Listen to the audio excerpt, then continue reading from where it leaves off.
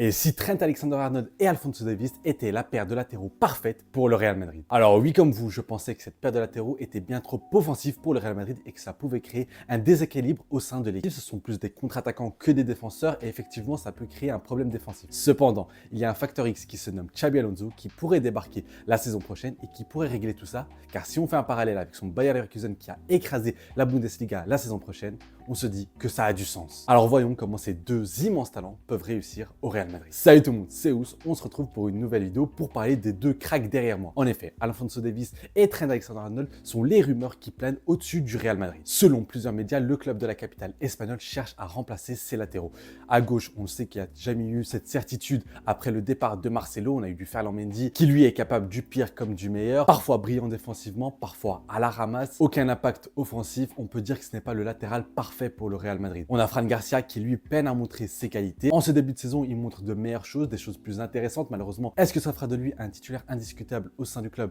J'ai des doutes. De l'autre côté, Dani Carvajal n'est pas éternel. Il vient de se faire une blessure très grave avec une triple déchirure du ligament croisé. Bref, c'est une blessure très sale pour lui. Malheureusement pour lui, à 30 ans passés, malgré une hygiène de vie impeccable depuis quelques années, j'ai du mal à le revoir revenir à un top niveau ou du moins ne pas se reblesser. C'est pour ça que la rumeur d'Alexander-Arnold et Alphonso Davies font sens. Et aujourd'hui, nous allons voir comment ils pourraient s'acclimater au sein du Real Madrid, quels sont leurs profils, est-ce qu'ils sont compatibles avec les ailiers notamment, et comment peuvent-ils s'intégrer au sein d'un collectif digne de Xabi Alonso. Je précise que ces transferts, je les vois plus pour l'été 2025 et non janvier, parce qu'on sait que le Real Madrid est très réticent à l'achat de joueurs lors du mercato hivernal. Je pense que Florentino Pérez va préférer attendre que les joueurs arrivent en fin de contrat pour les prendre gratuitement.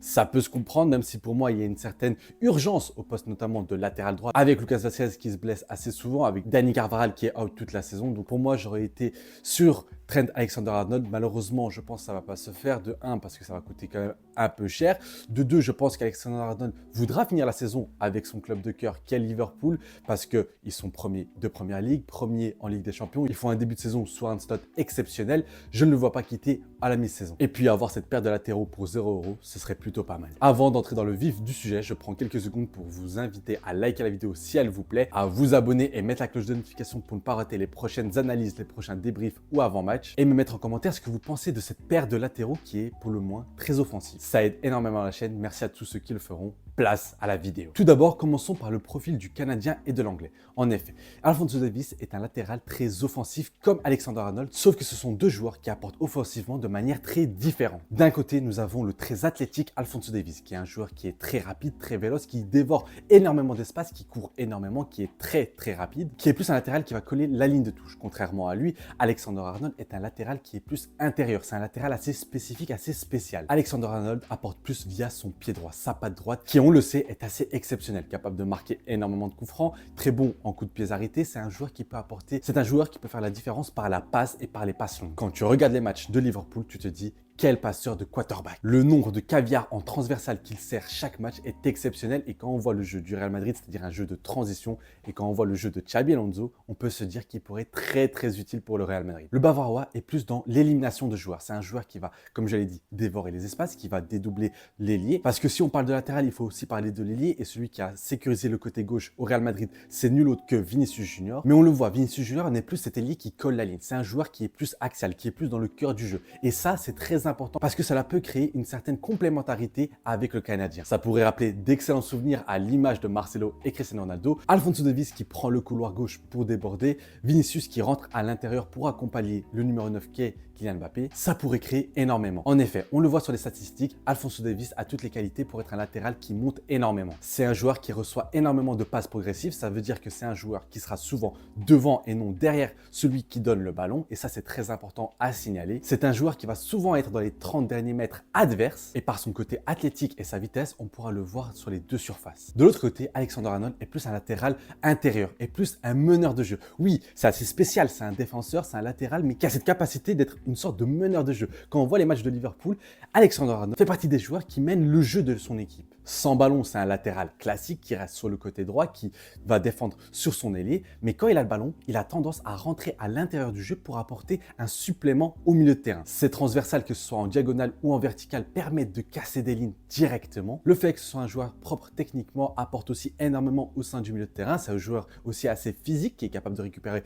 quand même pas mal de ballons. Et on sait cette qualité de passe, cette qualité technique et cette vista seront très importantes car le Real Madrid peine à la relance. Depuis le départ de Toni Kroos, on voit que c'est vraiment le cafouillage quand il s'agit de sortir les ballons, ce qui était l'une des qualités principales du Real Madrid de la saison dernière, se voit être une faiblesse totale car les adversaires peuvent récupérer énormément de ballons dans cette zone très dangereuse qui est devant la défense centrale. Avec le 66 de Liverpool, il sera plus facile de relancer les ballons, de sortir le ballon de manière plus proprement, de pouvoir relancer des longs ballons très rapidement pour trouver Vinicius, Alphonso Davies de l'autre côté ou pour trouver tout simplement Kylian Mbappé directement dans la profondeur. En effet, le jeu de Xabi Alonso est un jeu de transition mais aussi de possession. Donc avoir des joueurs capables de délivrer d'excellents ballons, des bonbons pour les attaquants dont Vinicius et Kylian Mbappé sera très important. Maintenant, défensivement, on sait que c'est là où ça peine beaucoup. En effet, il y a énormément d'espace laissé derrière leur dos. On sait que Alexander-Arnold n'est pas un joueur capable de récupérer énormément. Ce n'est pas le type de joueur qui est capable de tenir son ailier s'il tombe sur un ailier très virevoltant, un ailier à la Vinicius Junior justement. Et d'ailleurs, il y aura un match Real Madrid-Vinicius, ce sera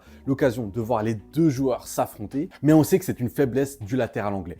Le Canadien, c'est plutôt pareil. On rappelle que c'est un ailier de formation qui a été reconverti en tant que latéral gauche. Donc, il y a encore quelques lacunes défensives, même si son côté athlétique et son bagage, c'est-à-dire sa capacité à pouvoir faire énormément d'efforts, fait qu'il peut rattraper ce retard. Mais cela n'empêche pas qu'il y a quand même pas mal d'espace dans le dos. C'est pour ça que Xabi Alonso peut être la clé de la réussite entre ces deux latéraux. On le sait, le tacticien espagnol joue avec des latéraux très offensifs. Grimaldo et Frimpong. Frimpong n'est presque même pas un latéral, c'est un milieu droit, voire ailier droit. C'est un joueur qui se projette énormément. On pourrait le comparer donc à Alphonso Davies. Deux joueurs très rapides qui n'hésitent pas à percuter, qui n'hésitent pas à prendre la largeur du terrain et qui se retrouvent souvent dans la moitié supérieure du terrain. De l'autre côté, on a Grimaldo qu'on peut comparer à Alexander-Arnold, deux latéraux très techniques qui peuvent apporter notamment par les centres, par la passe, même si Grimaldo a un profil un peu différent de celui d'Alexander-Arnold car l'Espagnol est capable de se projeter et il est capable de prendre la largeur alors qu'un Trent-Arnold est plus à l'intérieur du jeu. Mais il est clair que si tu veux exploiter 100% des qualités de ces deux latéraux, il va falloir passer sur une défense à 3. Mais moi je me dis que si Xabi Alonso débarque au Real Madrid, c'est pour lui laisser les clés du camion, c'est-à-dire qu'il faudra recruter les joueurs qui décident et surtout la composition qu'il décide. C'est ainsi que j'imagine une assise défensive plus solide derrière avec 3 défenseurs centraux et 2 milieux de terrain comme au Bayer Leverkusen avec 3 centraux et 2 8-6. Les 2 8-6 ici seront peut-être Federico Valverde et Camavinga qui viendront aider chacun soit sur la largeur, soit devant la défense centrale et les 3 défenseurs centraux qui devront être très solides et très complémentaires. Sans oublier que ce sont 2 top joueurs et qui sont encore assez jeunes. L'anglais n'a que 26 ans alors que le canadien n'a que 24 ans. Ce sont des joueurs d'expérience qui ont déjà vécu énormément de succès comme de galères. Le canadien a remporté la Ligue des Champions en 2020 et l'anglais l'a remporté en 2019. Trent a même joué 2 autres finales de Ligue des Champions qu'il a perdu malheureusement pour lui face à ce même Real Madrid, mais il a été là dans les grands exploits de Liverpool. Il a été l'un des hommes forts de Jürgen Klopp, il est l'un des hommes forts d'Arne Slot. C'est un joueur premium, c'est un joueur qui fait partie du gratin du football. C'est vraiment un top latéral et un top joueur de football. C'est un joueur qui est assez polyvalent, qui avec l'Angleterre joue en tant que vrai milieu de terrain. Il est capable d'apporter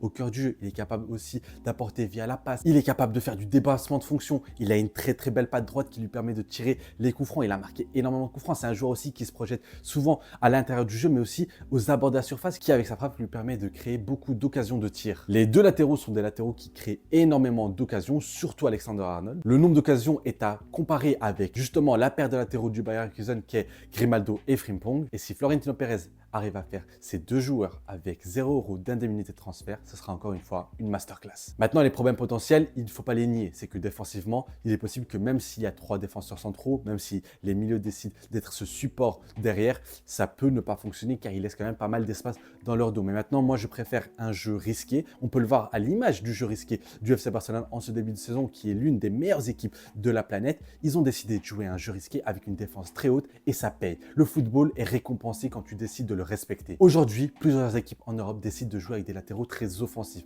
et ils trouvent des solutions, des animations pour combler ce manque en défense. Je ferai toujours partie de ceux qui préfèrent gagner 4-3 plutôt qu'1-0. Et même si Xabi Alonso est la condition première pour que ces 2 latéraux réussissent au Real Madrid, je pense que ces 2 joueurs sont capables de jouer dans une défense à 4. La preuve, ils ont toujours joué dans une défense à 4, quasi jamais joué dans une défense à 3.